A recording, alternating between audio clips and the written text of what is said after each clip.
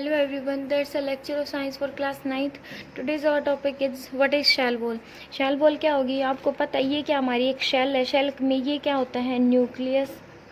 ये क्या होगा? न्यूक्लियस. ये क्या होती है? Plasma membrane. और ये क्या होगी? Shell wall. इसका फंक्शन क्या होता है? इसका फंक्शन होता है provide support and protection of the cell. Cell को क्या करती है?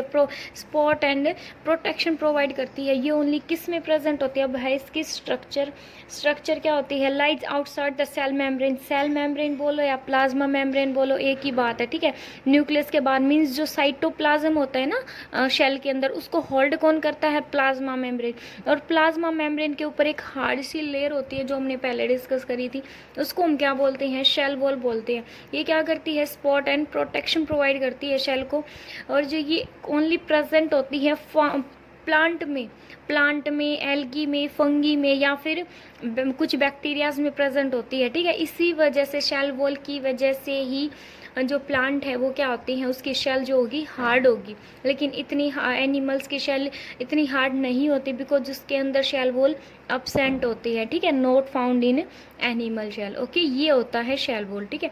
अब नेक्स्ट है हमारा प्लाज्मा मेम्ब्रेन. प्लाज्मा मेम्ब्रेन क्या होती है? इसका फंक्शन क्या होती है? Physical barrier. हम यहीं पे बना देते हैं. ये क्या है? न्यूक्लियस. और ये क्या है? Plasma membrane. Physical barrier for the cell. Cell के लिए क्या काम करती है? एक बैरियर का काम करती है, ठीक है.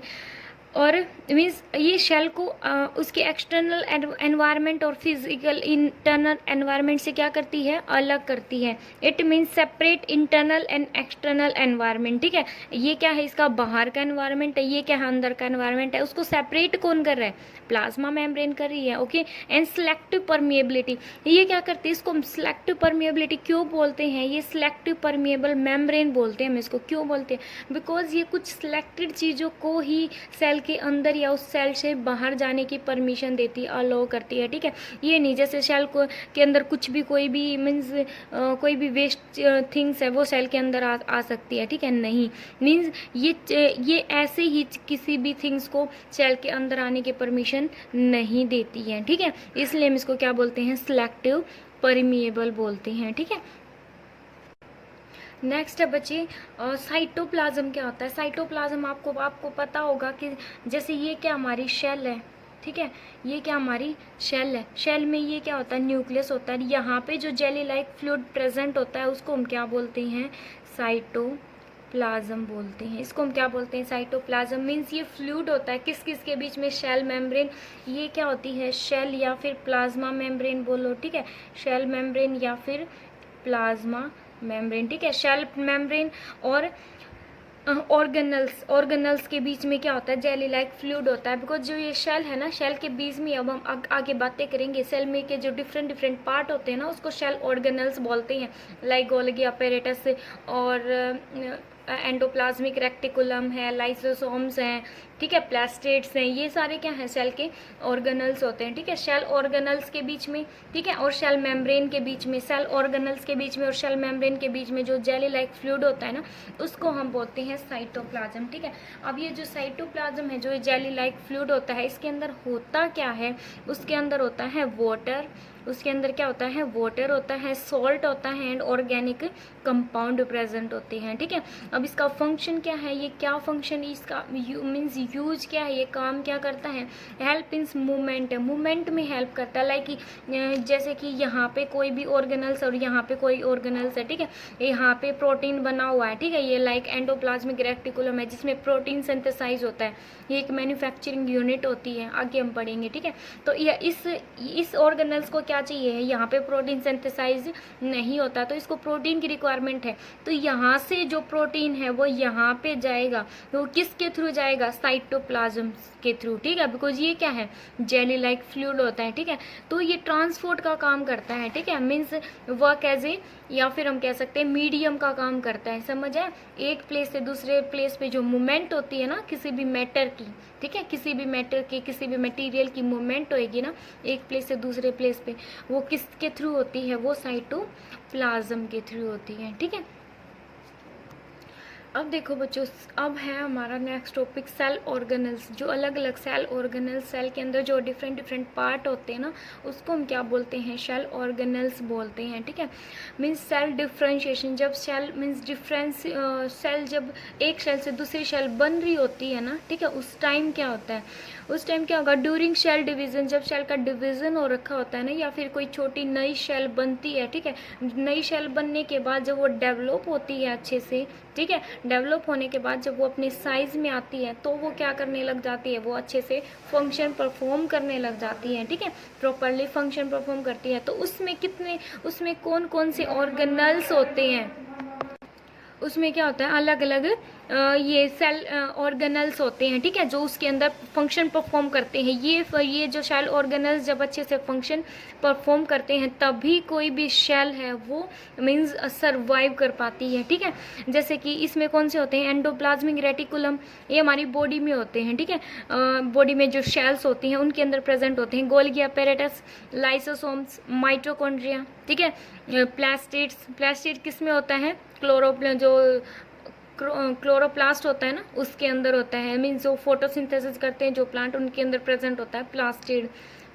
इसी वजह से जो प्लांट्स है वो अपना खाना स्वयं सिंथेसाइज करते हैं। ठीक है, वैक्यूल्स हमने बताया था कि जो शेल में मोस्टली, प्लांट शेल में क्या होता है, मोस्टली पार्ट जो है वैक्यूल कवर कर लेते हैं, ये शेल से भरा हुआ होता है। ओके, और ये एंडोप्लाज्मिक रेटिकुलम है, ये क्या होती है, ये एक मैन्युफैक्चरिंग यूनिट होती है। ठीक है, ये गोल्गी apparatus है जी, हम आगे बातें करेंगे। ये एक ट्रांसपोर्टर का काम करती है। ठीक है, तो आगे हम पढ़ेंगे। अब फर्स्ट हम पढ़ते हैं एंडोप्लाज्मिक रेटिकुलम होता क्या है। ठीक है, एक एक करके हम सभी को डिस्कस करेंगे। देखो बच्चों, एंडोप्लाज्मिक रेटिकुलम क्या होता है, ये अच्छे से स्ट्रक्चर तो आप अपनी बुक से देख लेना। ठीक है, ये क्या होता है, न्यूक्लियस है, ये बिल्कुल नियर टू द न्यूक्लियस होता है। कहाँ पे होता है, near to the nucleus, nucleus के बहुत ज़्यादा नज़दीक होता है। ठीक है, और ये क्या होता है, यहाँ पे हम इसको रिलेट करते हैं मैन्युफैक्चरिंग यूनिट। ठीक है, मीन्स इससे आपको थोड़ा आइडिया हो जाएगा कि ये होता क्या है। ठीक है, ये क्या होता है, मैन्युफैक्चरिंग यूनिट, इसको मैन्युफैक्चरिंग यूनिट भी बोल सकते हैं। मीन्स कुछ ना कुछ मैन्युफैक्चर होता है यहाँ पे, कुछ ना कुछ बनता है। अब वो क्या बनता है हम ये इसके अंदर देखेंगे। ठीक है, अब फिलहाल इसकी डेफिनेशन क्या है, इसकी स्ट्रक्चर क्या होती है। ER मीन्स एंडोप्लाज्मिक रेटिकुलम क्या होता है, लार्ज नेटवर्क होता है मेम्ब्रेन बाउंड ट्यूब्स का एंड शीट्स का। ठीक है, यहाँ पे क्या है, ये बहुत सारी, ये क्या है, ट्यूब्स हैं, ये क्या है, शीट्स हैं। ठीक है, मीन्स अच्छे से आप इसकी इमेज कहाँ पे देखोगे, अपनी बुक से देखोगे। ओके, तो ये क्या है, मेम्ब्रेन बाउंड नेटवर्क होता है, बहुत सारी शीट्स होती हैं, बहुत सारी ट्यूब्स होती हैं, उनका क्या होता है, एक नेटवर्क बना होता है। ठीक है, इट लुक्स लाइक ट्यूबोल्स और राउंड, ये किसकी तरह दिखता है, ये ट्यूबोल्स मीन्स ट्यूब की तरह, ये क्या है, ट्यूब से तो है इसके अंदर। ठीक है, और राउंड और अबलोंग बैक वेसिकल्स की तरह, ये क्या है, ट्यूब्स या बैग्स, आप कुछ भी बोल सकते हो इसको। समझ आया। तो एंडोप्लाज्मिक रेटिकुलम है वो किसकी तरह, वो क्या होता है, वो एक लार्ज नेटवर्क होता है, एक जाल सा होता है, किसका, मेम्ब्रेन बाउंड। ये जितनी भी शीट्स हैं उन पे क्या है, मेम्ब्रेन बनी होती है, इन पे क्या होती है, मेम्ब्रेन बनी होती है। ठीक है, मेम्ब्रेन बाउंड स्ट्रक्चर का, ट्यूब्स एंड शीट्स का क्या होता है, ये एक नेटवर्क होता है। ठीक है, ये क्या है, इसमें कुछ ना कुछ बनता है। और ये अब कितने, ये बिल्कुल near to the nucleus, nucleus के बिल्कुल नज़दीक होता है। ठीक है, अब देखो ये कितने टाइप का होता है, इट इज़ ऑफ 2 टाइप, ये 2 टाइप का होता है। एक तो होता है smooth rough endoplasmic reticulum, rough endoplasmic reticulum and smooth endoplasmic reticulum, smooth ER हम बोल सकते हैं। ठीक है, फर्स्ट एंड सेकंड कितने टाइप का होता है, मैं इससे बोलूँ, 2 टाइप का होता है, rough and smooth endoplasmic reticulum. समझ आया। एंडोप्लाज्मिक रेटिकुलम क्या होता है, नेटवर्क होता है, किसका, मेम्ब्रेन बाउंड ट्यूब्स का एंड शीट्स का। ठीक है, किसकी तरह दिखता है, ट्यूबुल्स की तरह दिखता है। ठीक है, जो क्या है, राउंड है। ठीक है, समझ आया। और ये किसके नियर होता है, न्यूक्लियस के नियर होता है, कुछ ना कुछ यहाँ पे मैन्युफैक्चर होता है। अब ये क्या मैन्युफैक्चर होता है वो हम आगे देखेंगे। ठीक है, टाइप कितने टाइप का होता है, 2 टाइप का होता है, rough and smooth endoplasmic reticulum. अब जो रफ एंडोप्लाज्मिक रेटिकुलम है वो रफ क्यों होता है, ठीक है, वो क्यों रफ होता है, due to presence of small dots on surface.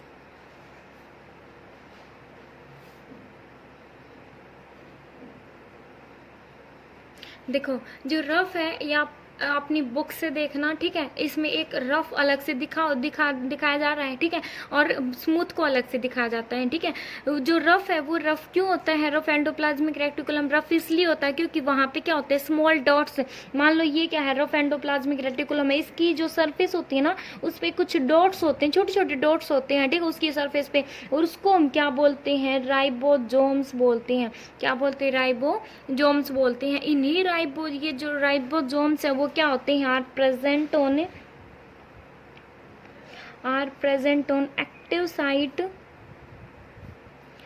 Of cell की जो एक्टिव साइट होती है ना वहां पे प्रेजेंट होते हैं, ठीक है, और ये क्या करते हैं, प्रोटीन सिंथेसाइज करते हैं।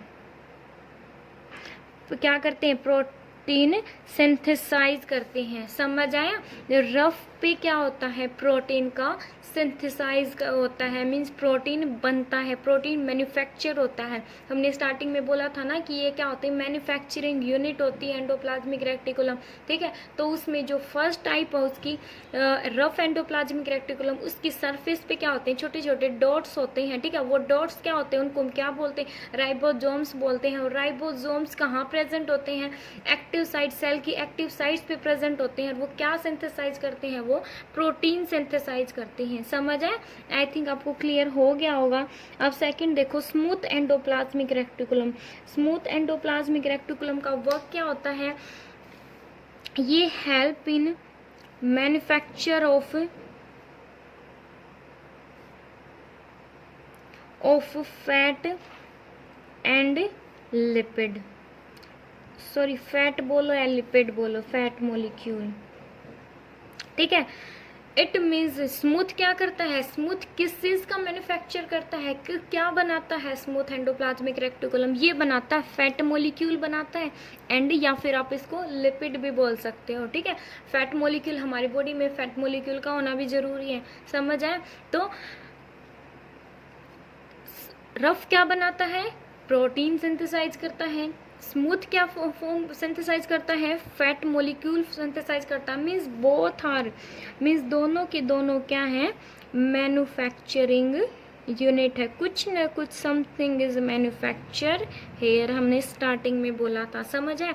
अब यूज क्या है इस प्रोटीन के, यूजेस ऑफ दिस प्रोटीन, इस प्रोटीन के यूज क्या है, मीन्स इस प्रोटीन का कहीं ना कहीं तो यूज होता ही होगा ना, ठीक है। It is used in means some of these protein, जो प्रोटीन बनता है, एंड जो लिपिड मोलिक्यूल है या फिर जो फैट मोलिक्यूल्स हैं,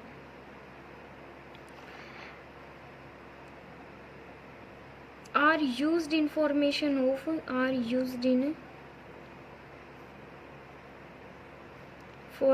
ऑफ बोल सकते हो, या फिर are building block of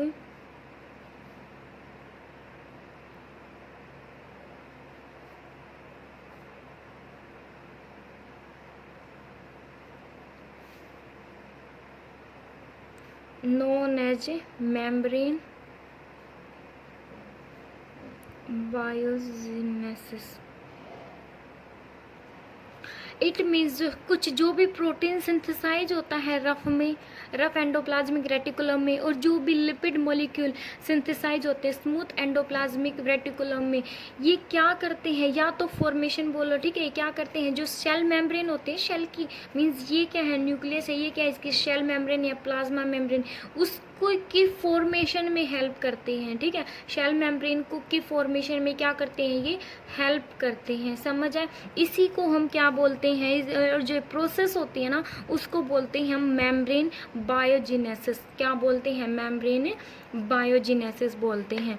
okay, समझ आए। सेल मेम्ब्रेन की फॉर्मेशन में या उसके बिल्डिंग में कौन हेल्प करता है, जो ये प्रोटीन सिंथेसाइज होता है, ठीक है, या फिर जो लिपिड मॉलिक्यूल बनते हैं उसमें ये हेल्प करते हैं, ठीक है।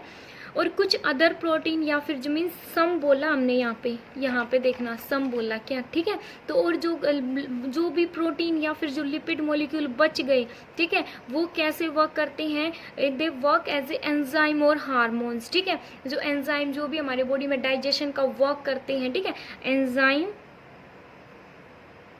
एंड हार्मोन्स,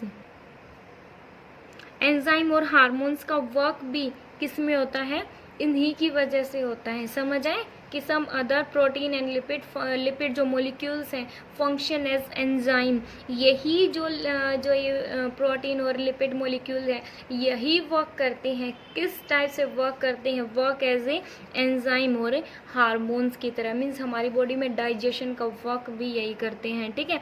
इसलिए इनको हम क्या बोलते हैं, राइबोसोम्स। किसके द्वारा फॉर्म होते हैं, ये राइबोसोम्स के द्वारा फॉर्म होते हैं। ये था बच्चे हमारा ये एंडोप्लाज्मिक रेटिकुलम।